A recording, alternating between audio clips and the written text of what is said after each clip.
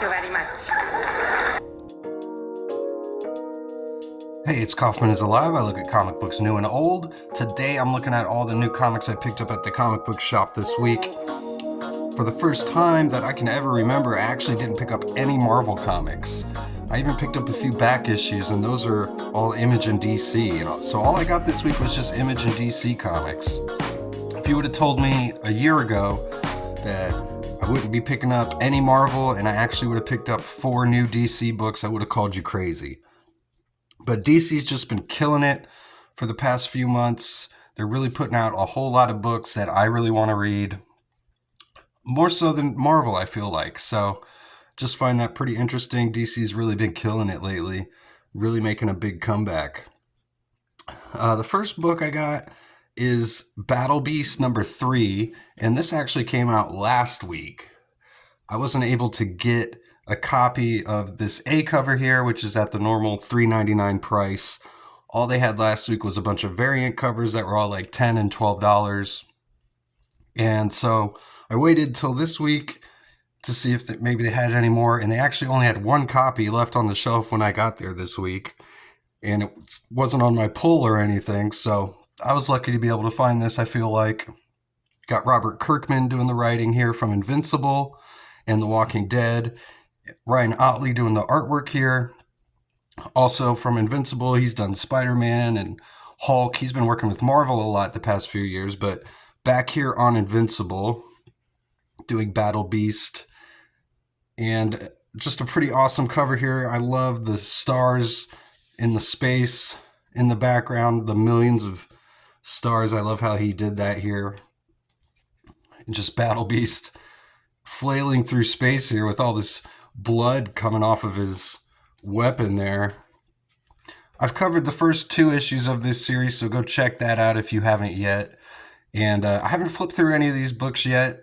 I just got back from the comic book shop and am flipping through them here for the first time. So this is always a really fun video. I do make these videos every week, so if you haven't subscribed yet, you like videos like this, please subscribe. It doesn't cost anything.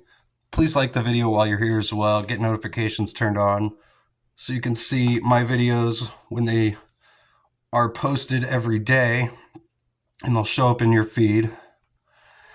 But some awesome artwork here by Otley, one of my favorite artists. Just pages and pages of blood and viscera here. Definitely go check this book out if you haven't yet. If you're a fan of Invincible, this is continuing the Invincible story.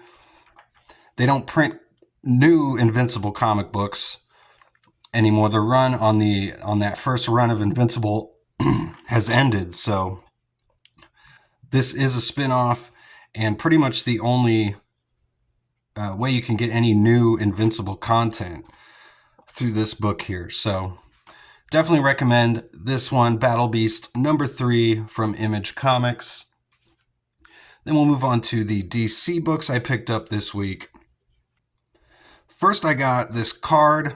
They've been passing out these cards for free with the purchase.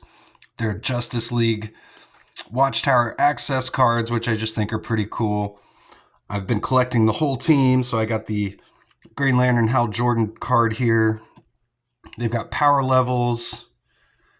It says where they're from, their current status. It's got their symbol on there. Pretty cool stuff. But I got Batman Hush 2. This is Batman number 161. Jim Lee is the artist on here, making his big return to drawing Batman and Interior Comics here. Scott Williams doing the inks, Alex Sinclair doing the colors, and we got Jeff Loeb doing the writing. So it's the original Hush creative team back on Batman here, which has been the real draw to this. And Jim Lee coming back on artwork. And I've covered all the Jim Lee Hush 2 issues as well on my channel, so go check those out. In the previous issue, the villain Hush had basically gotten all the Robins and everybody into position where he wanted them. And he was trying to kill all the Robins at once. And Damian Wayne had brought Bane along with him to help fight this big bruiser that Hush has on his team. So I feel like that, honestly, the Absolute Batman series, I feel like, is getting more hype at this point than this Hush 2 has. The hype's really died down on this, I feel like. This is an awesome double splash page. This is the kind of stuff I feel like we've not been getting much in this book.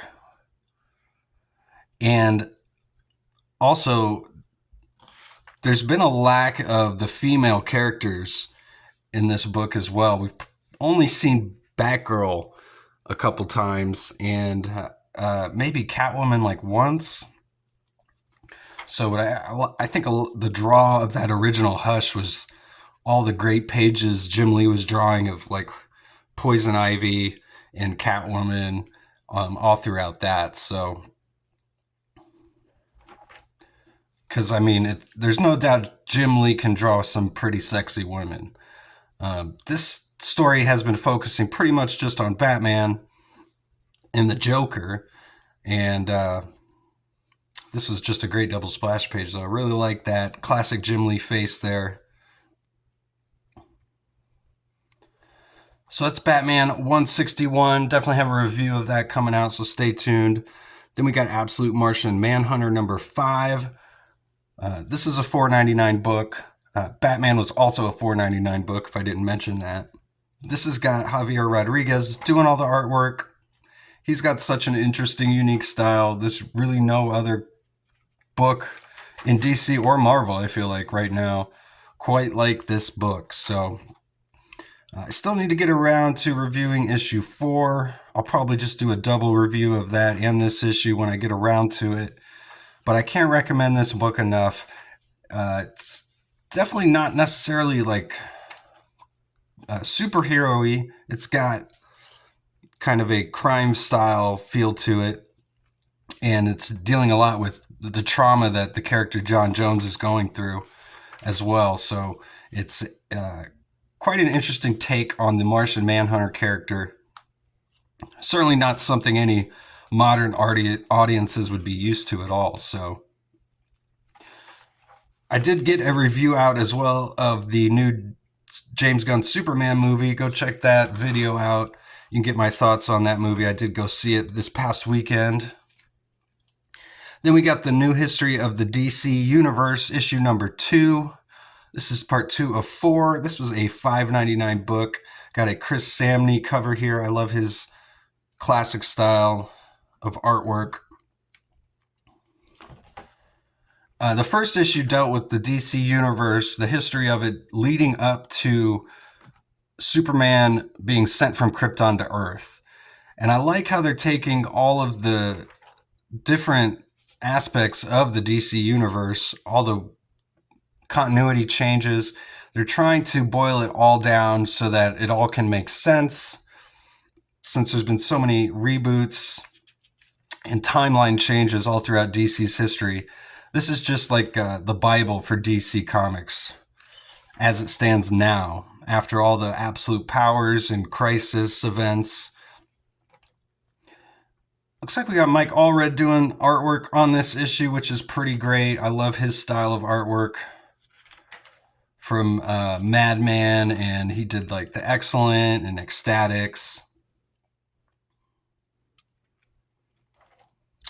Let me see who the other artist is on this book doing this page here with Orion. Let's see if they got it in the back. There's a great encyclopedia in the back here, getting all the references to where they got all the storyline notes for this issue, which is great. All the issues you can go find. So the artists here are Brad Walker, which is what I was looking for, and Michael Allred, and Mark Waid, again, doing the writing as he did on the first issue. But such a great cast of characters here. This is when DC really came into its own. Hawk and Dove, Dead Man, the Creeper, the new gods here. We get Batman, his backstory with Ra's al Ghul, the Green Lanterns, Black Lightning.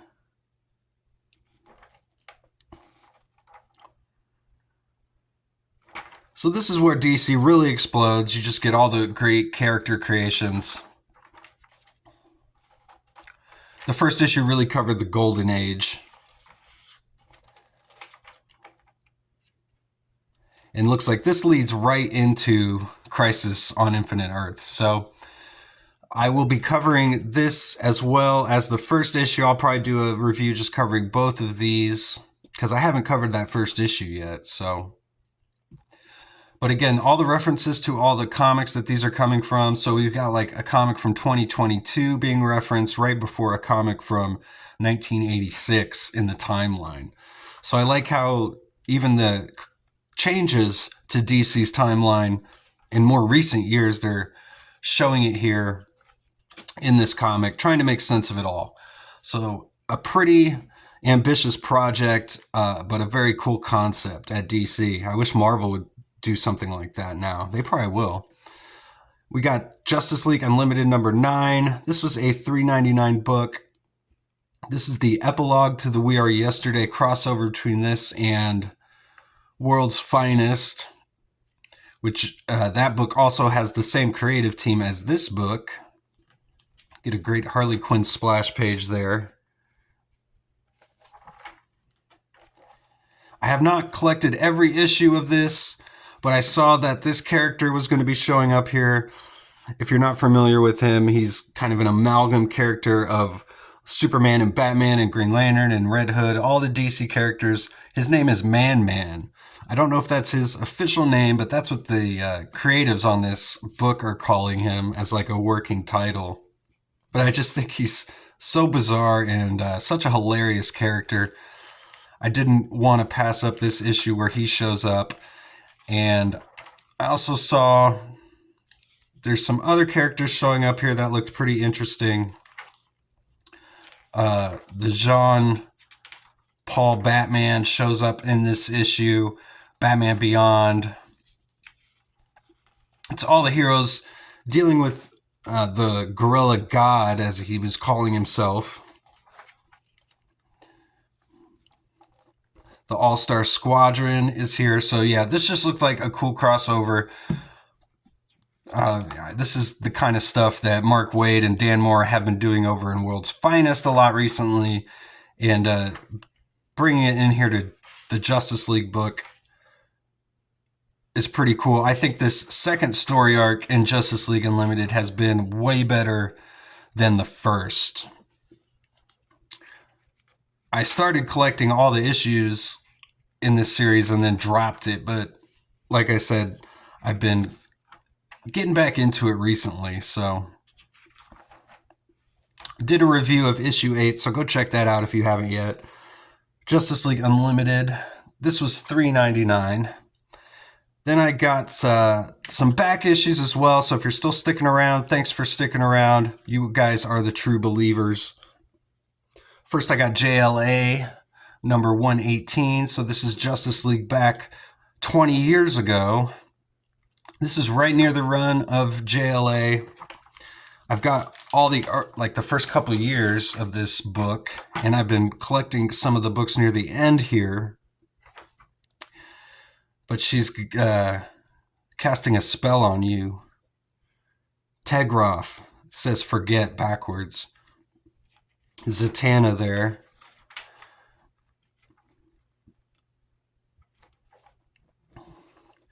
But we got Jeff Johns, Alan Heinberg doing the writing. So we got 2 writers on this book.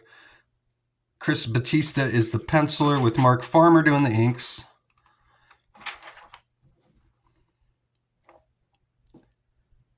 That's a pretty great looking splash page there.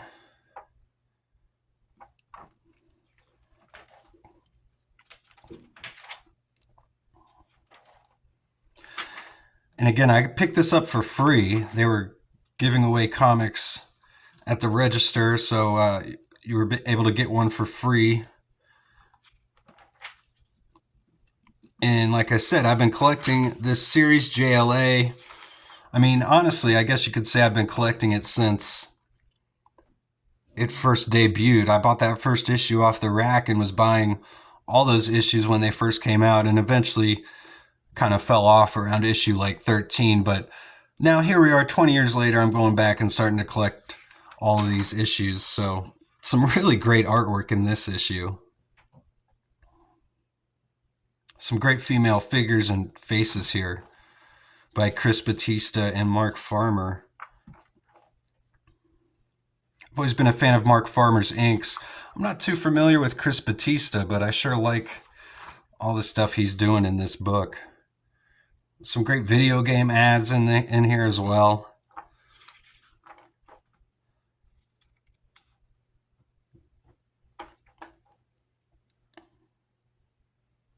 Some cool splash pages in this issue. This was a cool find.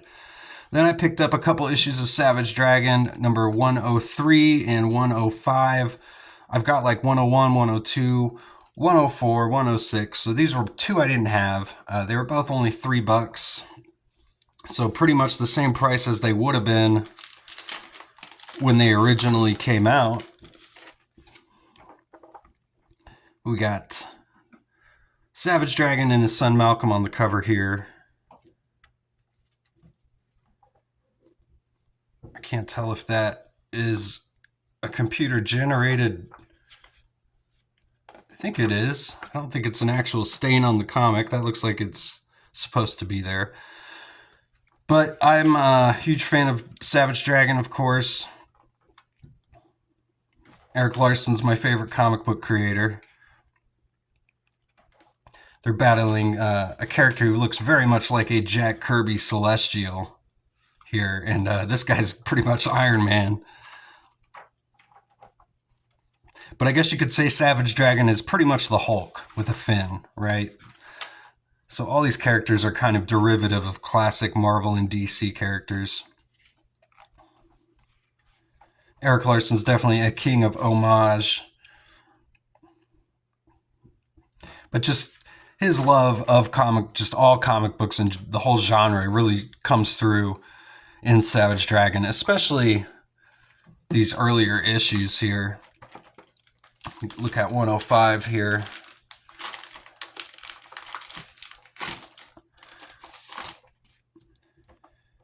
Now, these both came out in 2003. They got a Fire Breather backup story as well here.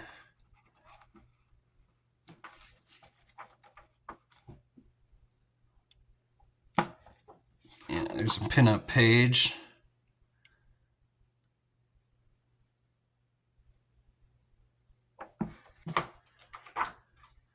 Just flip through this one quickly and see if there's any cool double splash pages or anything. This one's called Candyman. I guess that's this guy. He looks like a real creep. Chasing Angel Murphy. Once Eric Larson starts drawing the kids in this book, his cartooning really starts to go into overdrive. These characters start looking like Peanuts characters. It's got to be a lot easier to draw Angel and Mr. Glum than something like this on every page. You can see Larson's style, though, start to change, though, in an issue like this from pretty much everything that had gone on before. It really does start to change around this time.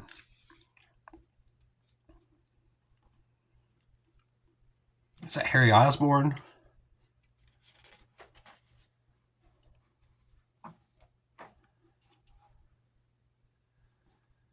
So it looks like they get into a fight at a burger shop, hence the cover, which is referenced within the book. In there's a Chris Iliopoulos short here in the back. It looks like some sort of Calvin and Hobbes parody or something.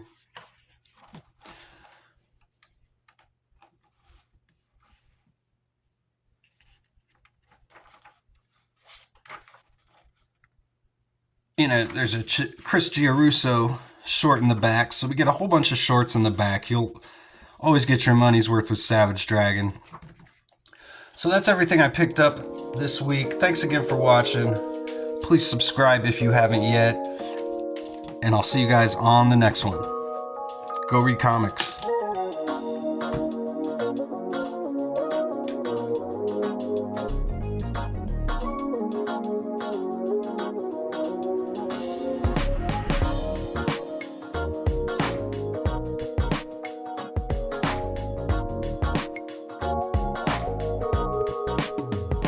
Somebody told me not to hope to find the woman of my kind. I don't give a damn you're talking to a man who